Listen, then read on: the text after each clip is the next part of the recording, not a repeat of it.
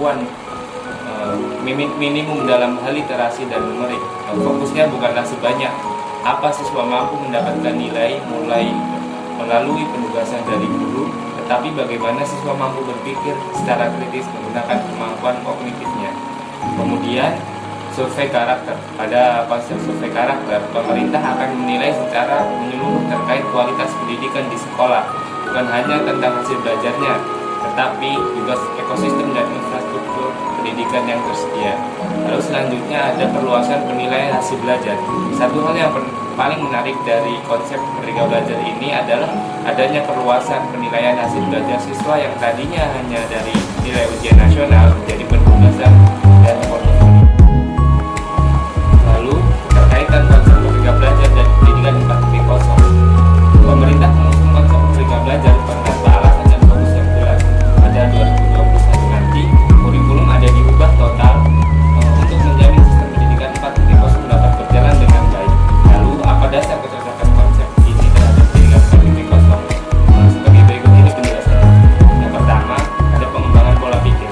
Konsep pendidikan Merdeka Belajar memiliki fokus pada pengembangan kognitif siswa. Artinya, siswa akan ditantang mampu berpikir kritis dengan analisis yang baik. Kemampuan inilah yang dibutuhkan siswa agar bisa membuat keputusan yang bijak dalam penyelesaian masalah. Sebab dalam industri 4.0, basisnya adalah data teknologi, dengan kata lain informasi yang bisa diakses oleh semua orang. Nah, siswa yang tidak mampu menganalisis semua informasi tersebut tentu akan gagal membuat analisis serta kesimpulan yang benar dan akurat. Lalu, inovasi di tingkat pendidikan.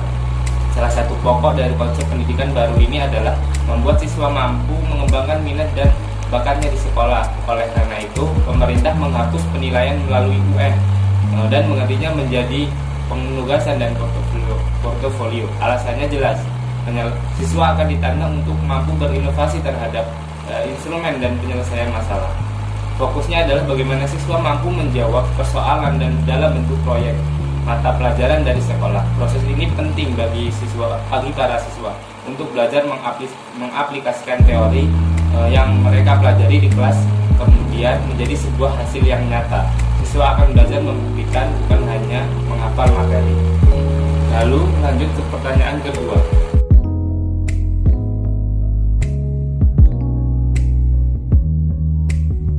Jawaban saya adalah upaya saya dalam mengikuti tantangan pendidikan di era 4.0 ini, yaitu salah satunya adalah melalui pembelajaran terpadu atau cara blended learning. Blended learning adalah cara mengintegrasikan penggunaan teknologi dalam pembelajaran yang memungkinkan pembelajaran yang sesuai bagi masing-masing siswa dalam kelas. Nah, blended learning memungkinkan terjadinya refleksi terhadap pembelajaran. Nah, blended learning merupakan salah satu solusi pembelajaran di era 4.0.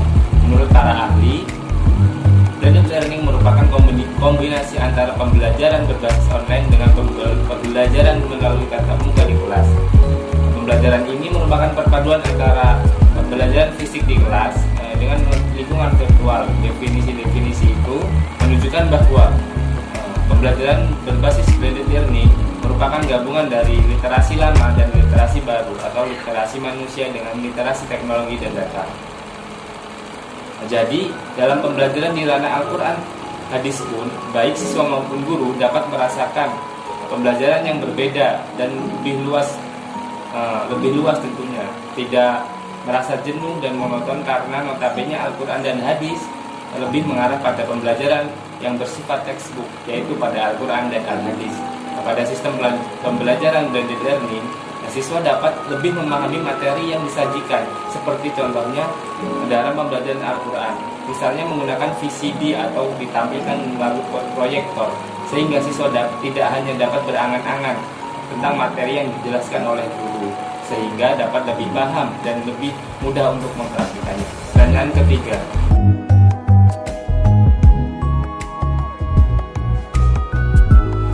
Sebagai guru kelas, strategi pembelajaran yang perlu saya gunakan dalam pendidikan agama Islam, khususnya pada mata pelajaran Al-Quran hadis, dalam menghadapi tantangan di era revolusi industri 4.0, yaitu menggunakan strategi pembelajaran harus disesuaikan dengan karakteristik yang menurut peserta didik. Di antaranya yaitu seperti guru memberikan blended learning, yaitu strategi pembelajaran yang memadukan sistem pendidikan tradisional dan modern. Guru membagi pertemuan pembelajaran menjadi dua kelompok, yaitu 80% menggunakan sistem tradisional dan 20% menggunakan sistem online. Blended learning adalah solusi pendidikan Islam, tentu dengan modifikasi hal tertentu yang memihak kepada hasanah pendidikan Islam yang telah lama hidup dan berkembang di masyarakat. Lalu, peserta didik diberikan tugas untuk menyelesaikan suatu permasalahan dengan mencari solusi di web-web yang berisi konten pendidikan agama Islam yang sudah terpercaya kebenarannya. Kemudian, dalam pengumpulan tugas, peserta didik mengirimkan tugasnya melalui email. Lalu, guru mengajar dengan word processor atau WP. WP adalah istilah pengganti pembelajaran yang menggunakan word atau kata-kata sebagai konten melalui teknologi komputer. Menggunakan banyak aplikasi Word di dalamnya, terutama aplikasi yang dimiliki Microsoft seperti Microsoft Word, Microsoft PowerPoint, dan Microsoft Access, supaya murid terbiasa akan teknologi. Guru melakukan pembelajaran dengan sistem online dengan menggunakan aktivitas dan memberikan arahan kegiatan positif peserta didik di sosial media, sehingga peserta didik dapat merasakan manfaat positif dan kemajuan teknologi yang begitu pesat dan dapat mengurangi pengaruh negatif dari canggihnya teknologi tersebut. Selanjutnya pertanyaan yang keempat.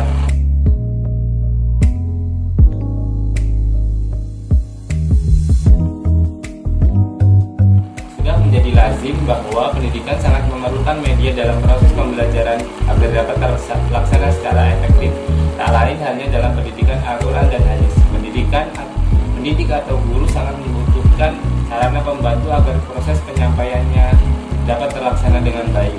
Sementara peserta didik juga membutuhkan media sebagai sumber belajar individu. Urgensi peran media dalam proses pembelajaran Al-Quran ini menjadi titik sentral, karena media merupakan salah satu faktor penopang keberhasilan dalam mencapai tujuan pembelajaran. Nah, secara umum media dibagi menjadi 4, yaitu media visual audio, dan multimedia. Di era industri 4.0 yang semua mengacu pada teknologi ini, mau tidak mau mengharuskan berbagai proses pendidikan termasuk pembelajaran Al-Quran dan Hadis mengaplikasikan media yang ada unsur teknologi di dalamnya. Nah, pada proses pembelajaran Al-Quran Hadis, guru harus menggunakan berbagai sarana media baik itu visual, audio maupun audiovisual dalam proses pembelajarannya.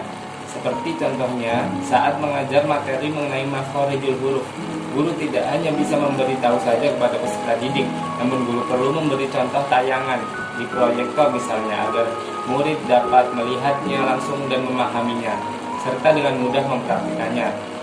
Dan contoh lain dalam materi hadis misalnya, guru tidak juga cukup hanya dengan menceritakan atau menyampaikan hadis saja kepada murid, namun guru perlu memberikan contoh, misal menyuruh murid agar mencari kitab hadis di website atau memberikan contoh kitab online kepada murid agar murid dapat membacanya secara mandiri.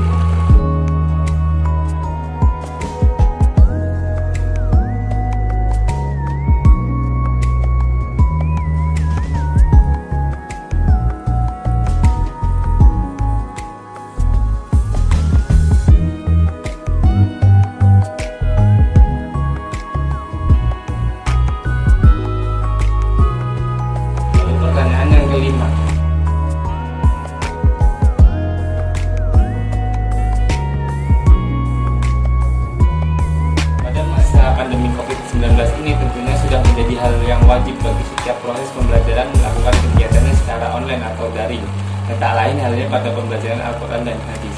Pendapat saya mengenai evaluasi pembelajaran Al-Quran Hadis yang berdampingan dengan pandemi COVID-19 ini, yang mengacu pada sebuah penelitian yang dilakukan oleh seorang mahasiswa Fakultas Tarbiyah dan Ilmu Guguran di Universitas Islam Raden Intan Lampung. Dalam sebuah skripsinya, pembelajaran online atau daring memiliki beberapa kelebihan, diantaranya yaitu pembelajaran dapat dilakukan di mana saja.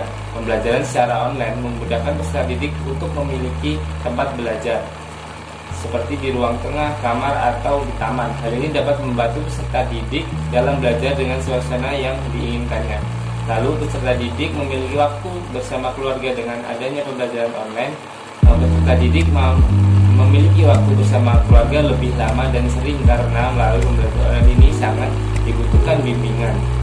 dan didampingi orang tua terhadap perkembangan dan proses pembelajaran peserta didik. Lalu peserta didik juga memiliki banyak waktu untuk bersantai dan istirahat melalui pembelajaran online. Peserta didik memiliki waktu yang lebih banyak untuk beristirahat dan bersantai bersama keluarga. Hal ini dikarenakan pembelajaran yang dilakukan secara online dapat dilakukan sambil bersantai sehingga peserta didik leluasa dalam proses kegiatan belajar dan tidak mengalami tekanan dengan adanya jam belajar melalui online. Lalu peserta didik juga merasa rileks dan tidak tegang melalui pembelajaran online. Peserta didik akan mengalami proses pembelajaran yang rileks dan tidak tegang. Hal ini karena dengan pembelajaran online, peserta didik tidak terikat dengan waktu dalam mengerjakan tugasnya. Peserta didik dapat belajar dengan mengatur waktu, tempat, dan suasana yang diinginkan dengan nyaman tanpa adanya larangan ataupun tekanan yang mengakibatkan peserta didik merasa bosan ataupun jenuh. Nah, selain memiliki kelebihan, pembelajaran online pun juga tentu memiliki kekurangan. Kekurangan dalam pembelajaran online diantara lain adalah peserta didik menjadi boros akan kebutuhan kuota internet. Dengan adanya pembelajaran online, orang tua harus menyediakan dan mengalokasikan untuk memenuhi kebutuhan kuota agar pembelajarannya dapat berjalan dan tujuan pembelajaran dapat tercapai dengan baik. Tak heran jika peserta didik boros dalam penggunaan kuota internet. Lalu peserta didik kesulitan dalam memahami materi yang disampaikan. Banyak peserta didik yang kurang memahami materi yang disampaikan oleh pendidik melalui pembelajaran online. Apalagi jika dibandingkan dengan kebiasaan orang tua yang bekerja, tentu ini menjadi permasalahan dalam pembelajaran online karena tidak adanya yang membimbing peserta didik dalam belajar. Lalu peserta didik juga merasa kegiatan sosial bersama temannya terhambat. Banyak peserta didik yang merasa banyak bahwa dengan adanya pembelajaran online mengakibatkan waktu bersama teman-teman menjadi berkurang karena mereka harus belajar dan mengerjakan tugas yang diberikan melalui online.